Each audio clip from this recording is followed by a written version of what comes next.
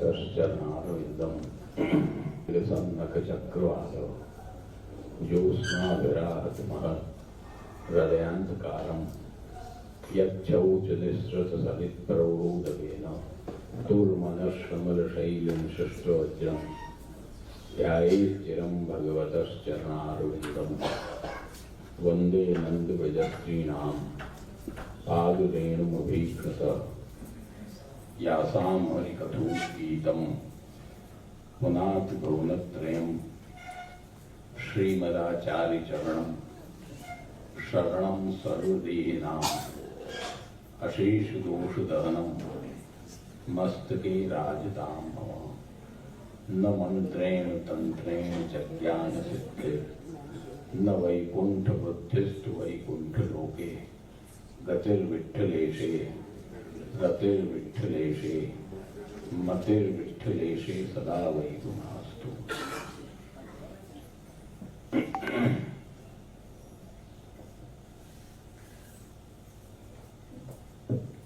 सर्वप्रथम श्री वल्लभ प्रभु के चरणों में वंदन करते हुए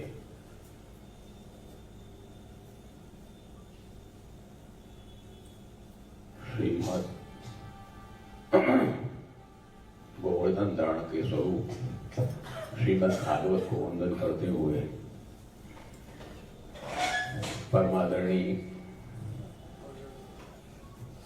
श्री नलिन भाई शास्त्री जी,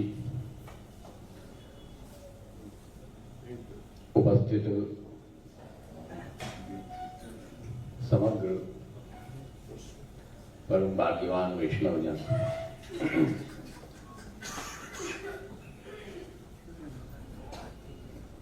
આજે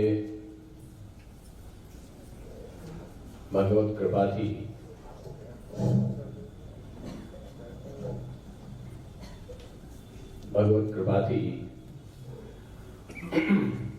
સંયોગ થયો અને શાસ્ત્રીજીએ પહેલા દિવસે આવીને વાત કરી કથાની, તો પ્રભુ કૃપાથી અવસર પણ હતો. પ્રાતઃકાલ તો આવી શકાય એમ નહોતું, આમાં ફાગુનના દિવસ ચાલે છે એટલે સાયંકાલમાં પછી કાર્યક્રમ રાખવામાં આવ્યો.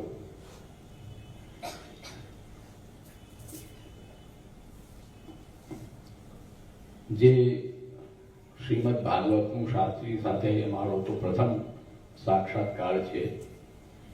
દાહોદ સાઈડમાં જવાનું વિશેષ થતું નથી. અમદાવાદ સુધી, વડોદરા સુધી, નડિયાદ તો મારું ઘર જ છે અને સુરત સુધી આવવાનું થાય, પરંતુ દાહોદ જવાનો ઓછો અવસર પ્રાપ્ત થાય છે. એટલે શાસ્ત્રી સાથે પ્રથમ જ પરિચય છે અને શાસ્ત્રીજીએ ચિરંજીવ હરિરાયજી ઇન્દોર એમનો રેફરન્સ પણ આપ્યો. તો વિશેષ રૂપમાં અહીં આવવાનો એક અમારો કર્તવ્ય પણ થયો અને બધા વૈષ્ણવો સાથે બેસી બે શબ્દ ભગવત ગુણગાન કરવાનો અવસર પણ થયો. જેવું કે શાસ્ત્રીજીએ બતાવ્યું, આજે નન્મોત્સવની કથા થઈ. પ્રભુ કૃપાથી શ્રી વલ્લભાચાર્ય ચરણે સુબોધનીજી નો આલેખન કરીને આપણા સમગ્ર વૈષ્ણવ સમાજ ઉપર અત્યંત ઉપકાર કર્યો છે. સાથે સાથે એ પણ વાત આપણે સમજવાની છે કે આટલા આચાર્યો થયા, પરંતુ મારા ખ્યાલ, જ્યાં સુધી મારો ખ્યાલ છે ત્યાં સુધી કોઈ પણ મૂળ આચાર્યએ શ્રીમદ ભાગવત ઉપર લેખની નથી ઉપાડી. મૂળ આચાર્ય આચાર્યોના અનુયાયીઓએ શ્રીમદ ભાગવત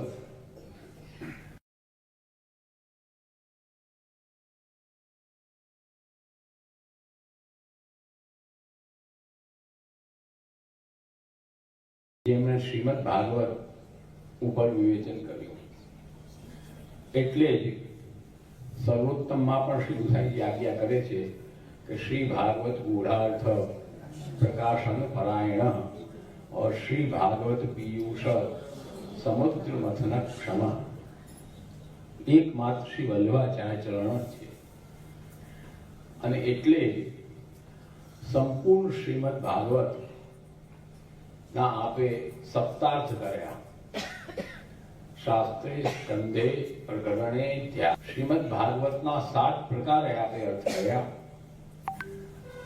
એ 7 પ્રકારના અર્થોમાં પ્રથમ જે અર્થ છે એ શાસ્ત્રાર્થ છે, સંપૂર્ણ શ્રીમદ ભાગવતમાં આવશે ને શાસ્ત્રાર્થ જે શ્રી મહાપ્રભુજી આજ્ઞા કરી એ શાસ્ત્રાર્થ છે। એટલે સંપૂર્ણ શ્રીમદ ભાગવતમાં ચાહે લીલા હોય, ચાહે મુક્તિ લીલા હોય, કોઈ પણ હોય, આનંદસ્ય હરે લીલા એનો મૂળ મનુ ફરીને મૂળ તત્વ તો ભગવદ લીલામાં જ આવીને પર્યવસાન થાય છે। એટલે દશમ સ્કંદ શ્રી ગોવર્ધન ધરણનું હૃદય છે, પ્રારંભ થયો છે। 2 શબ્દ આપણે એ વિષયમાં વિચાર કરીએ તો તૃતીય અધ્યાય જન્મનો અધ્યાય છે। 4 અધ્યાય જન્મ પ્રકરણમાં આવે શ્રીમદ ભાગવતમાં। તૃતીય અધ્યાય ભગવત પ્રાગટ્યનો અધ્યાય છે। એમાં ભગવત પ્રાગટ્યના જે 8.5 શ્લોક છે, અથ સર્વ ગુણોપેત કાલ પરમ શોભન, આ બધા શ્લોકો પર જ્યારે આપણે સુબોધનીજીના દર્શન કરીએ તો એક વસ્તુ પહેલા આપણે સમજી લેવાની કે સામાન્યતયા જે કહેવામાં આવે છે પાલન કરવું, એ વાત સર્વથા ખોટી છે। એ વાતને ખાસ ધ્યાન રાખજો। સામાન્યમાં એવું કહેવામાં આવે છે ને બધા એમાં સમજે છે, પરંતુ એ વાત શ્રી મહાપ્રભુજીને જરા પણ સ્વીકાર નથી। મમતામાં પણ છે અને ગોકુળમાં પણ છે, બધી જગ્યાએ છે। એમાં એકલાધીશનું પ્રાગટ્ય અષ્ટમીને થયું। જો આપણે નંદમોત્સવને પ્રાગટ્ય થયું એમ માની લઈએ તો 9મીમાં આવી જાય, એવું નથી। અષ્ટમીને જન્માષ્ટમી છે અને એ પ્રાગટ્ય બંને ઠેકાણે એક સાથે છે, એમાં ફેર નથી। નંદ પત્ન્યામ યશોદાયામ મિથુનમ સમપદ્યત, એ પણ વાતને સમજવાની છે। આજે જો ત્યાં માયાનો પ્રાગટ્ય થયો હોય કેવલ યોગ માયાનો, તો વિચાર કરો, મહાપુરુષ આજ્ઞા કરે છે કે માયા જનિતમ સ્તન્યમ ભગવાન કથમ પીવે, પ્રશ્ન જ નથી। એક સામાન્ય નિયમ છે મેડિકલ સાયન્સનો, શરીર વિજ્ઞાનનો, કે જ્યારે પુત્ર પુત્રી નો જન્મ થાય ત્યારે જ માતાના વક્ષસ્થળમાં સ્તનનું પ્રાગટ્ય થાય। જન્મથી જ એનું કારણ છે। એ જન્મ થતા તત્કાલ માતાના વક્ષસ્થળમાં દૂધનો જન્મથી જે દૂધ પ્રગટ થયો એ દૂધ ઠાકોરજી કેમ પાન કરે? કરી ન શકે। શ્રી મહાપ્રભુજી એટલે જ આજ્ઞા કરે છે કે માયા જનિતમ સ્તન્યમ ભગવાન કથમ પીવે, ન શકે। એટલે જે પ્રાગટ્ય થયો છે એ અસર્વ ગુણોપેત કાલ, જે આદિદેવિક કાલ છે, એ કાલમાં એક સાથે બંને જગ્યાએ પ્રાગટ્ય થયો। અહીં વ્યૂહ સાથે પ્રાગટ્ય છે, એટલે આયા પછી એ જે કાલ છે એમાં કાલના પ્રારંભમાં અહીં અવતાર થયો ને કાલાવસાને એના અવસાન થયા પછી 2 ઘડી પછી 2 મિનિટ પછી યોગમાયા મિથુન જ્યારે પેદા થાય જોડો આપણે ગુજરાતીમાં કહીએ જોડો પેદા થાય કોઈ એક સાથે ન થાય પાછળથી આવી એ પ્રાગટ્ય ત્યાં થયો એટલે શ્રી મહાપ્રભુ સ્પર્શ સુબોધની જન્મ પ્રકરણમાં આજ્ઞા કરે છે કે પ્રાદુર્ભૂતો મમ સ્વામી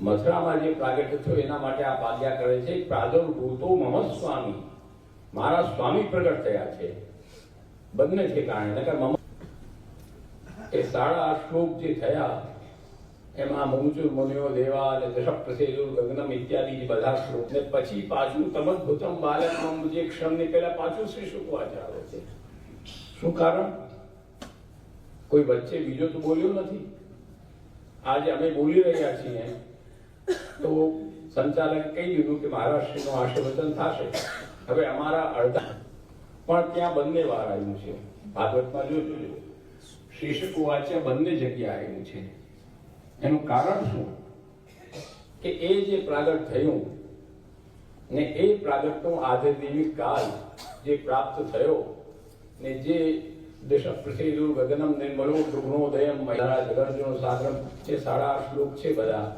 એનો વર્ણન જે થયો એ વર્ણન થી બધા પરીક્ષિત જેવા અધિકારી શ્રોતા અને એની સાથે બેસેલા હજારો ઋષિ મુનિઓ ગણ જે કઈ આપણા જેવા નતા બધા સામાન્ય એ એકથી એક પહોંચેલા આત્મા રામાશ મુનેહ નિર્ગ્રંથા અપ્યુક્રમે કુર્વંતિ હૈતિકીમ ભક્તિમ ઇત્થમ ભૂત ગુણો હરિ સૂતજી કે છે પેલા જ કે એવા આત્મારામને જે પહોંચેલા જ્ઞાનીઓ એ પણ ભગવત કથા માટે લાલાયિત રહે છે એવા બધા બેસેલા ત્યાં બિરાજમાન હતા ને એ બધા જે આ અલૌકિક દર્શન કર્યા અલૌકિક વર્ણનનું શ્રવણ કર્યું ભગવત પ્રાગટ્યનું શ્રવણ કર્યું એ શ્રવણ કરીને એકદમ વિકલ થઈ ગયા વિહ્વલ થઈ ગયા એને પોતાનું ભાન ન રહ્યું એને પાછું ભાન કરાવવા માટે બીજી વાર સુખદેવજીને સુખૃદમુખ વાચન એવું કર્યું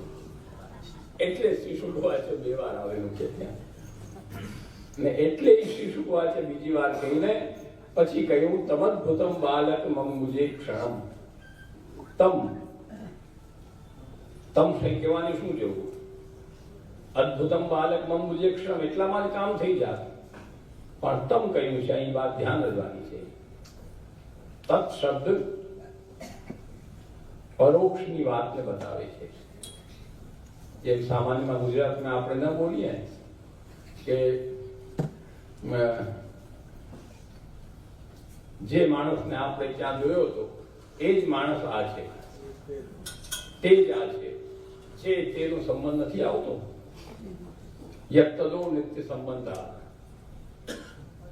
એ બાલક છે આ લોકવેદ છે એ તો વિરાટ સ્વરૂપ છે પૂર્ણ પુરુષોત્તમ પરબ્રહ્મનું સ્વરૂપ તો અર્જુને જોઈને ગભરાઈ ગયો શુદ્ધતા શું છે આશ્ચર્ય સ્વરૂપમાં પ્રગટ થયો છે અહીં તમ અંબુજે ક્ષણમ કમલને સમાર યુધાયુધમ શ્રી એવું કોસ્તુ મણી ધારણ કરી પીતાંબરમ કુંડલ મહાર કે ગુજરાતીમાં આપણે કહીએ ને લસણિયું જેને કહીએ એ લસણિયું કહેવાય સંસ્કૃતમાં એને વૈયુર કે તો એવું સુંદર તિલમ ઉદ્દામ કાંચન ગદકંગે એવા સ્વરૂપના દર્શન વિસ્મયોત્ફુલ્લ વિરોચનો હરિ વિસ્મયોત્ફુલ્લ વિરોચના પુરુષોત્તમ પર એ કાંઈ તો હા આ નિયમ છે ત્યાંનો શ્લોક છે મને યાદ નથી પરંતુ એક શ્લોક છે શાસ્ત્રમાં ત્યાં લખેલું કે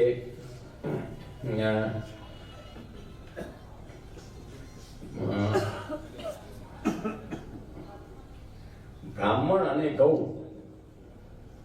કુલમ એકમ પ્રકીર્તિતમ કુલમ ગૌ અને બ્રાહ્મણ આ બે એક જ કુલના છે એને 2 કરી દીધા દ્વિધા કૃતમ એકત્ર મંત્રાસ તિષ્ઠંતિ હવે અન્યત્ર તિષ્ઠતિ હા, હવે અન્યત્ર દૃષ્ટિ તો તિષ્ઠિત છે. મંત્રા એકત્ર મંત્રા તિષ્ઠંતી ઓર હવે હવી એટલે કે હવન યજ્ઞમાં કરીએ આપણે એ ઘટ વગર હવન થાય નહીં. એ ઘટ ગાયનું દાન કરવાથી એટલે વસુદેવજીએ ગાયનું દાન કરવાનું માનસ સંકલ્પ કર્યો. આ રીતે આ પૂરો પ્રસંગ જન્મપુત્રનો ઘણો લાંબો છે. આ તો આને કહેવા બેસીએ તો બહુ લાંબુ થઈ જાય. તો શ્રી મહાપુરુષની વાણી છે. આ તો થોડું ઘણું જેટલું સ્મરણ હતું મને એ થોડું ઘણું કહ્યું તમને કે એ જ પ્રસંગ હતો. આજે સવારે જન્મ પ્રકરણનો પ્રસંગ આવ્યો હતો એટલે શાસ્ત્રીજીએ કહ્યું એ જ વસ્તુ રસ્તામાં અમે હતા તો સુરેશભાઈ સાથે કોણ સાથે હતા મારે નિશિતભાઈ એમને પૂછ્યું ભાઈ શું કથાનું શું પ્રસંગ ચાલે છે. એમણે કહ્યું કે લંડનનું થયું છે, લંડન મહોત્સવ આજે થયો. તો એ જ બે શબ્દ બેઠા બેઠા રસ્તામાં વિચાર આવ્યો, બે શબ્દ એના ઉપર જ કહેશું. બાકી જે કાશી એ શ્રી મહાપ્રભુજીની જેમ શાસ્ત્રીજીએ કહ્યું બહુ સુંદર વાત કહી, ચિંતન ભૂમિ છે. એ મહાપ્રભુજીની ચિંતન ભૂમિ કયો કે શ્રી મહાપ્રભુજીની કર્મ ભૂમિ કયો, આ કાશી છે.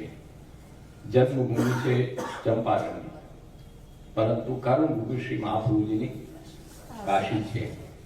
આપે બધા કાર્યો અહીં કર્યા. શ્રી પુરુષોત્તમ દાસની બેઠકમાં પણ આપ લોકો ગયા હશો અથવા હવે જવું હશે. હા, તો એ બેઠકમાં પણ બે બેઠકજી છે.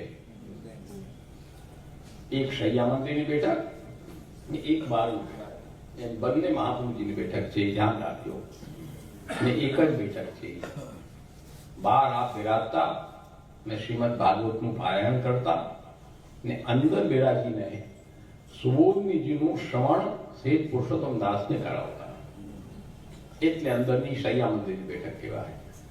ત્યાં બિરાજીને આપ શ્રી પુરુષોત્તમ દાસને શ્રવણ કરાવતા. પત્રાવલંબન શાસ્ત્રાર્થ પણ અહીં થયો. શ્રી મહાપ્રભુજીનો યજ્ઞોપવિત પણ અહીં થયો. શ્રી મહાપ્રભુજીનો વિવાહ પણ અહીં થયો. શ્રી મહાપ્રભુજીનું ઘર અડે એ પણ આ જ પરિસરમાં છે. કાશીના જ મંડળમાં આવે એ શ્રી મહાપ્રભુજીનું ઘર. અને ચરણાટ ગઈકાલે જઈ આવે. હા, એ શ્રી ગુસાઈજીની પ્રાગટ્ય સ્થળી. ગુપ્તમ વૃંદાવનમ યત્ર નાના પક્ષી સમાકુલમ ગિરિરાજ કનિષ્ઠસ્ય ચરણાદ્રેશ ગૌરે ભવિષ્યતિ કલેજ મધ્યે પ્રથમો નંદ નંદન. અહીં પ્રથમ શબ્દ કહ્યું છે. બહુ વિચારવાનું છે આ પદ્મ પુરાણો અને આપણે એક બીજા પુરાણમાં પણ છે. આ બંને શ્લોક સમાન છે. તો પ્રથમ શબ્દ અહીં શું કામ આપેલો? આ વિચાર પ્રથમ શબ્દની કોઈ જરૂર નથી. પ્રગટો નંદ નંદના, નંદ નંદનનો પ્રાગટ્ય થયું છે. આ તો વૃંદાવન છે. વૃંદાવન જે આપણે હમણાં દર્શન કરો છો તમે બ્રજમાં, આપણે બંસી ભટ્ટ, એ વૃંદાવન સારસ્વત કલ્પનું વૃંદાવન છે. એ ધ્યાન રાખજો. એ વૃંદાવન સારસ્વત કલ્પનું વૃંદાવન છે. અરે શ્વેતવારા કલ્પનું વૃંદાવન છે. સારસ્વત કલ્પનું વૃંદાવન છે ચંદ્ર સરોવર. ચંદ્ર સરોવર આદિ વૃંદાવન. વ્રજ મેરે મન ભાઈ એસી વ્રજ મેરે મન ભાગ્યમાં આવે છે ને. ચંદ્ર સરોવર આદિ વૃંદાવન ને આ ગુપ્ત વૃંદાવન. એટલે બધા બાળકોનો પ્રાગટ્ય અડેલમાં છે, કેવલ ઘનશ્યામજીને છોડીને. પરંતુ શ્રી ગુસાઈજીનું પ્રાગટ્યનો ઉપક્રમ અડેલીમાં છે, પરંતુ પ્રાગટ્ય ચરણામાં. કેમ કે નંદનંદનનો પ્રાગટ્ય છે સાક્ષાત. એટલે રાસસ્થળમાં જઈને પ્રાગટ્ય થયું શ્રી ગુસાઈજીનું. કેમ કે પ્રથમ દળનું સ્વરૂપ છે શ્રી ગુસાઈજી, એટલે ત્યાં જઈને પ્રાગટ્ય થયું. અને એટલે જ કહ્યું કે પ્રથમો નંદ નંદન. આ શ્વેતવાળા કલ્પમાં પ્રથમ નંદ નંદન પૂર્ણ પુરુષોત્તમનો પ્રાગટ્ય થયો હોય તો શ્રી ગુસાઈજી, બીજા કોઈ નહીં. એટલે ચરણાર્થમાં દર્શન કર્યા હશે, ત્યાં કૂવો છે, એનું નામ છે આચાર્ય કૂવો. જ્યારે શ્રી ગુસાઈજીનો પ્રાગટ્ય થયો ત્યારે કૂવામાંથી નંદ, યશોદા, ગોપી, ગ્વાલ બધા પ્રગટ થયા અને ત્યાં નંદ મહોત્સવ થયો. એટલે આજે પણ જેટલા પણ ઉત્સવ આપણે મનાવીએ એ બધા ઉત્સવ એક દિવસના હોય. ભલે તમે એના માટે આયોજન 4 દિવસનો કરો એ અલગ વસ્તુ છે, પણ ઉત્સવ તો એક જ દિવસનો હોય. મહાપૂજનો ઉત્સવ 1 દિવસ, પરંતુ જન્માષ્ટમી 2 દિવસ. જન્માષ્ટમી 2 દિવસની છે કે નથી? અષ્ટમી અને નંદ મહોત્સવ 9મી. એમ શ્રી ગુસાઈજીનો ઉત્સવ પણ 9મી ને પ્રાગટ્ય અને 10મી ને નંદ મહોત્સવ. એટલે ગુસાઈજીના ઉત્સવ પર ક્યારે પણ આવો તો યાદ રાખજો, 1 દિવસનો પ્રોગ્રામ કરીને આવતા નહીં. કે અડધો ઉત્સવ છોડીને નહીં જવાય. એટલે આવો તો 2 દિવસનો જ પ્રોગ્રામ કરીને આવજો, 9મી ને 10મી. તો એ રીતે 2 દિવસનો ત્યાં નંદ મહોત્સવ થાય ને નંદ નંદનનો પ્રાગટ્ય સાક્ષાત અહીં એ જ કારણ છે કે જે શ્રી વિઠ્ઠલનાથજીનું સ્વરૂપ છે દ્વિતીય, એનું પ્રાગટ્ય પણ ચરણાર્થી છે. એ વાત ધ્યાન રાખજો, એ પ્રાગટ્ય પણ ચરણાર્થી છે. એ પણ જ્યારે પાંડુરંગ વિઠ્ઠલનાથજી ત્યાં પધાર્યા મહાપ્રભુજી, ત્યારે આજ્ઞા થઈ કર વિવાહ બહુ રૂપ દેખાવો, મેરો નામ સુવર્ણ ધરાવો. મૂળ પુરુષ એ આજ્ઞા થયા પછી આપ અહીં પધાર્યા ને આપના માટે ધર્મપત્ની પણ, કન્યા પણ વિઠ્ઠલનાથજીએ શોધી રાખી હતી. એ કોઈને શોધવી નથી પડી, આપે આજ્ઞા કરી છે. તે વખતે શ્રી યદુનાથજી વલ્લભ દિગ્વિજયમાં લખે છે કે કન્યાપી ભવત અર્થે સુરક્ષિતા. કન્યા પણ આપના માટે અમે ત્યાં ગોતીને રાખી છે, કેમ કે એમના સમાન જ હોવું જોઈએ ને. એટલે ઈ અહીં પધારીને વિવાહ થયો. વિવાહ થઈને પછી આપનો પ્રાગટ્ય થયો.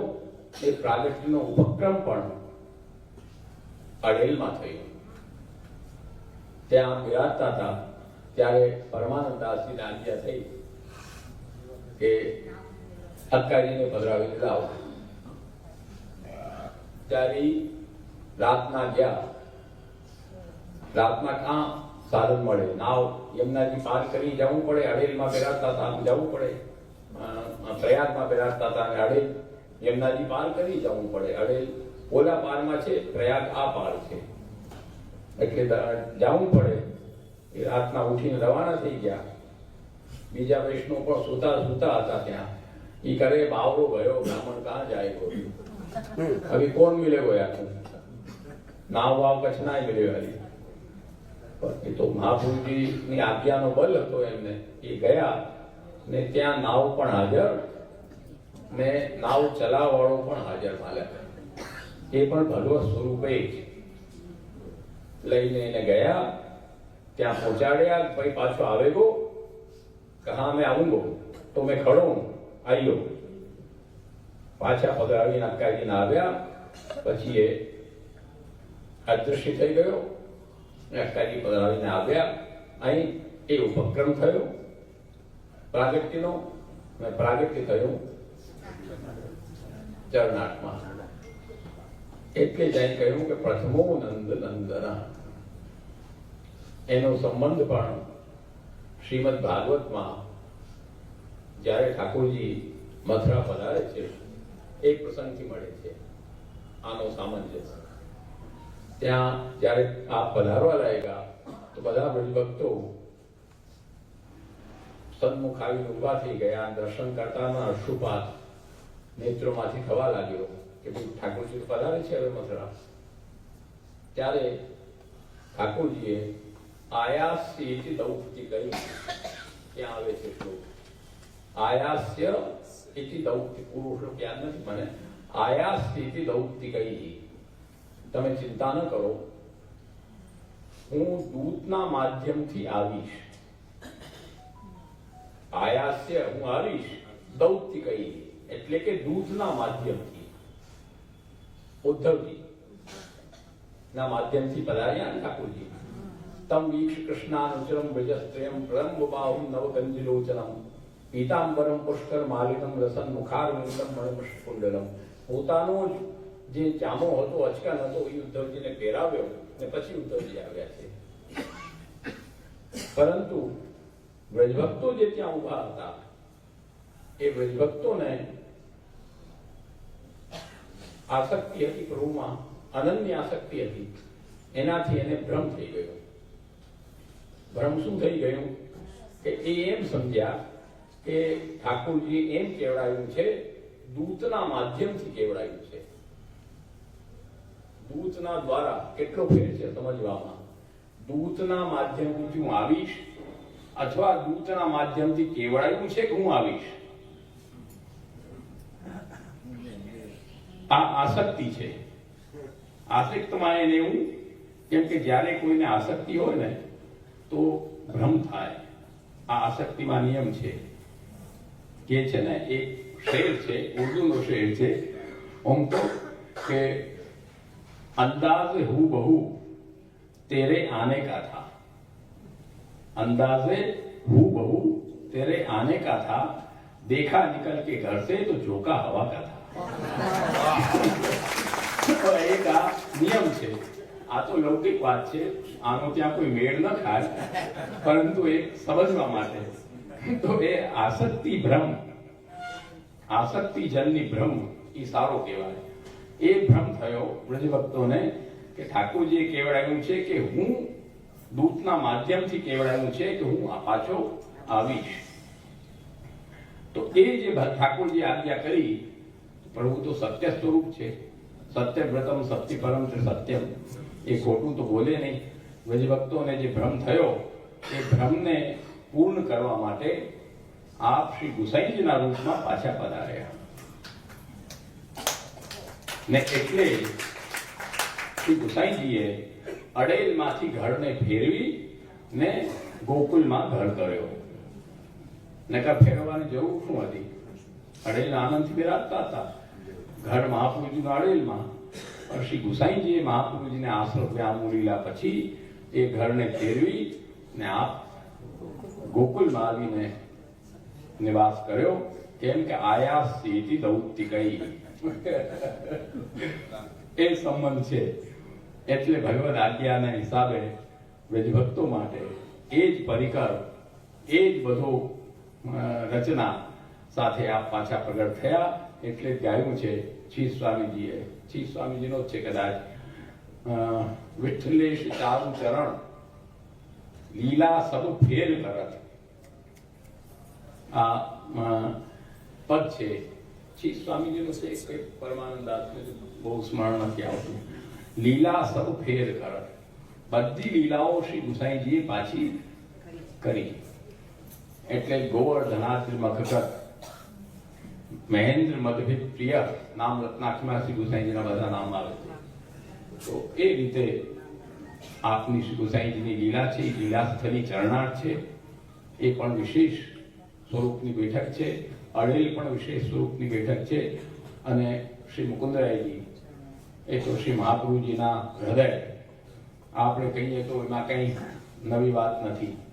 અને શ્રી મહાપ્રભુજીને પસંદ કરીએ, મહાપ્રભુજીએ પસંદ કરીને સ્વરૂપને પધાર્યા છે.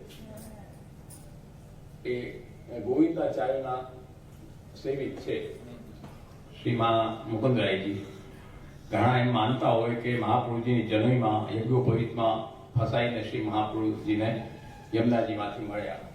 તો એવું નથી. આ બહુ પ્રાચીન સ્વરૂપ છે. આપણા સંપ્રદાયમાં સૌથી પ્રાચીન સ્વરૂપ હોય તો બે. એક તો મદન મોહનજી સપ્તમ, જે મૂળ પુરુષ નારાયણ યજ્ઞ, એના યજ્ઞમાંથી પ્રગટ થયા. અને બીજા સ્વરૂપ શ્રી મુકુંદરાયજી ગોવિંદાચાર્ય એમના પણ પૂર્વજોના એટલે અત્યંત પ્રાચીન સ્વરૂપ એ સ્વરૂપ શ્રી મુકુંદરાયજી જ્યારે લક્ષ્મણ ભટ્ટજીનો લીલા પ્રવેશ થઈ ગયો ત્યારે શ્રી મુકુંદરાયજી શ્રીમદ ભાગવતની પુસ્તક અનંત શયનજી શાલિગ્રામજી અને વિષ્ણુ મુનિના બાલકૃષ્ણલાલ એ 4 વસ્તુ પૂજા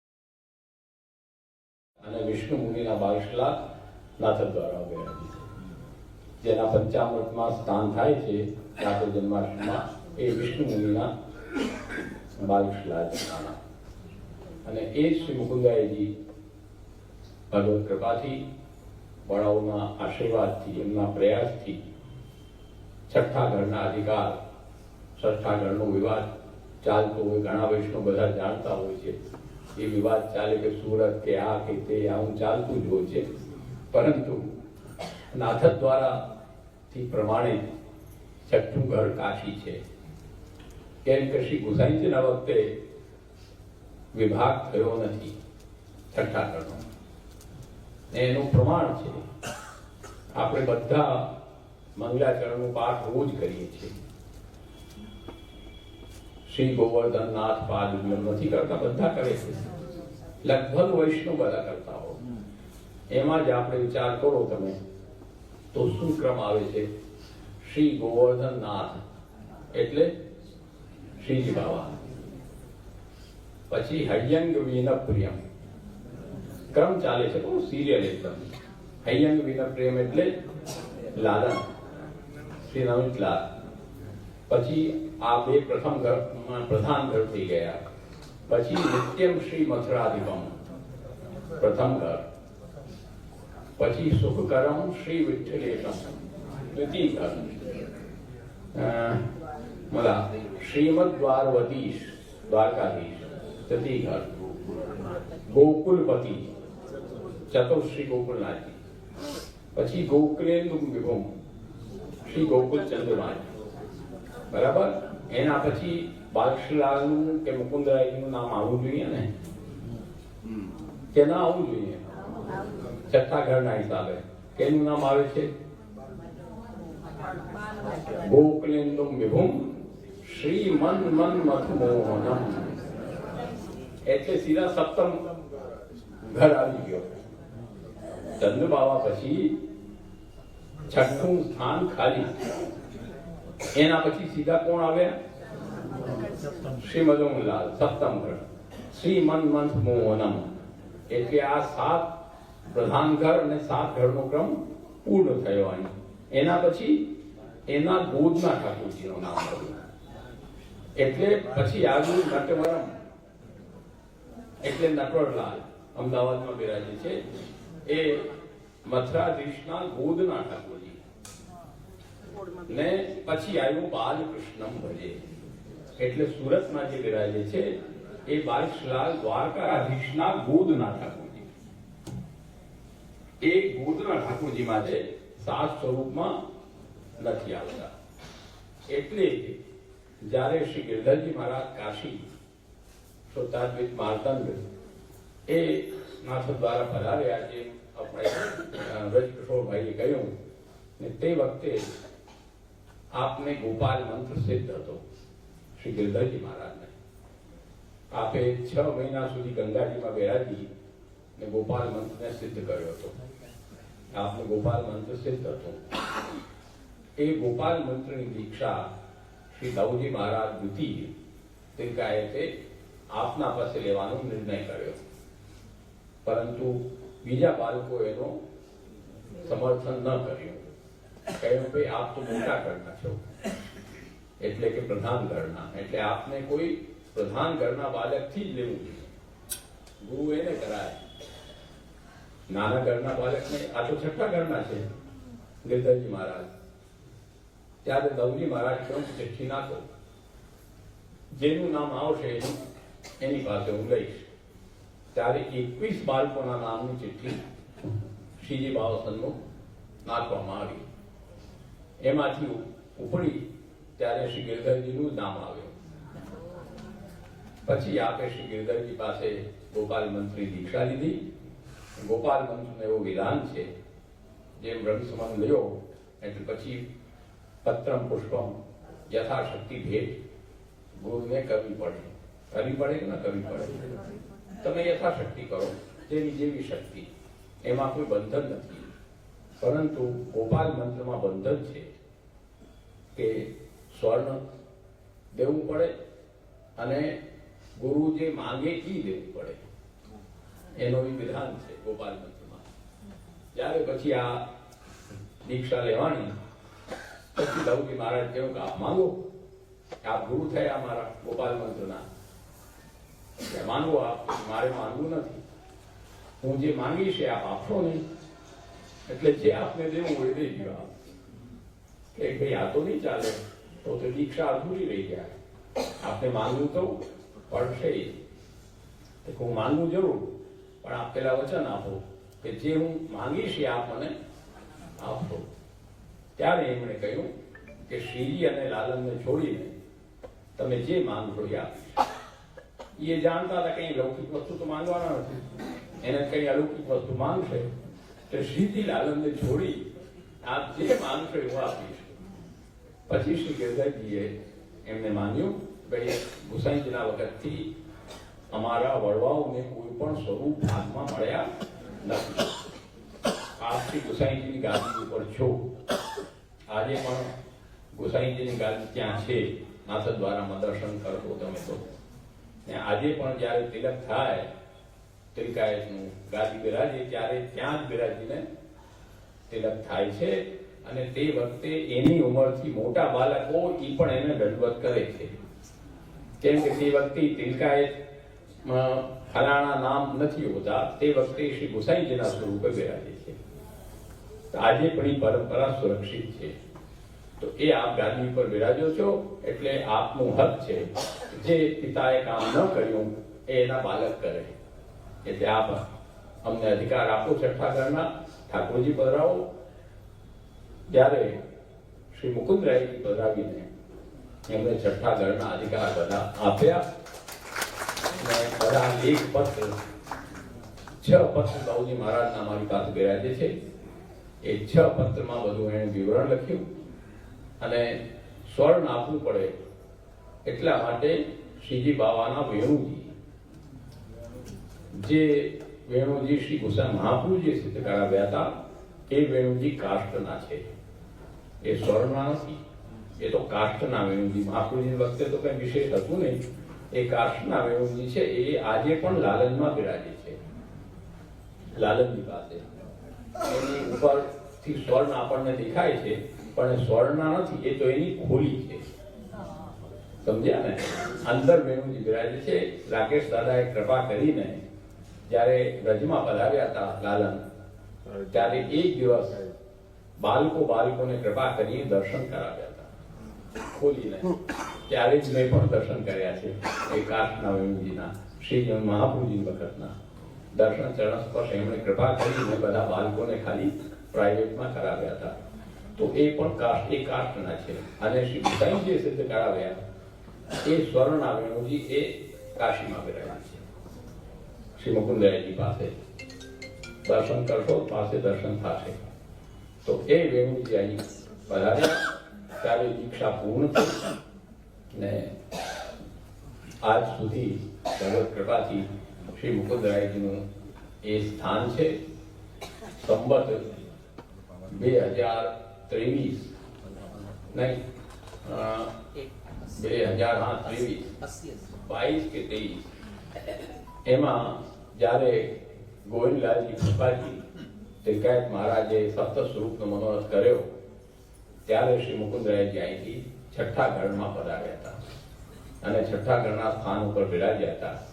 એ જૂના વૈષ્ણવ તે વખતના ઉંમરના કોઈ હોય એને દર્શન કર્યા હોય તો એને ખબર હશે કે તે વખતે શ્રી મુકુંદરાયજી ત્યાં પધાર્યા હતા નાથદ્વારામાં ને અલૌકિક મનોરથ ભગવત કૃપાથી સદભાગીથી અમે પણ ત્યારે ભલે સાવ નાની અવસ્થામાં હતા પરંતુ હતા અને બધા સ્વરૂપોના ચરણ સ્પર્શનો ભોગનો લાભ અમને પણ મળ્યો છે.